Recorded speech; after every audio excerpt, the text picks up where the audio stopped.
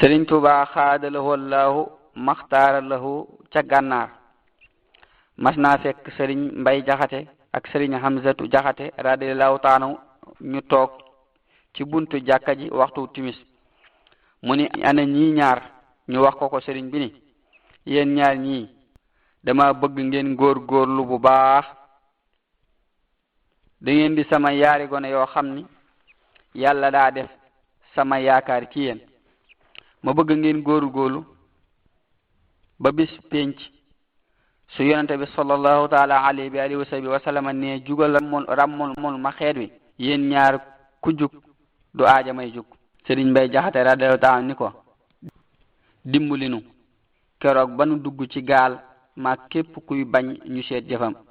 koo xam ni dani bala maa dem ñu seet samay jëf nga wàcc ko fa te nu dem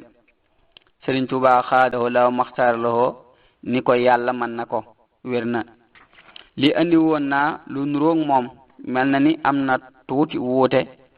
mel na ni bii moo gën a leer te kenn moo dox ci diggante bi ak Sëriñ Mbay Jaxate radiyallahu taala anhu ki doon nettali nee na moo ko dégg ci Sëriñ Mbay Jaxate radiyallahu taala anhu wallahu a'lam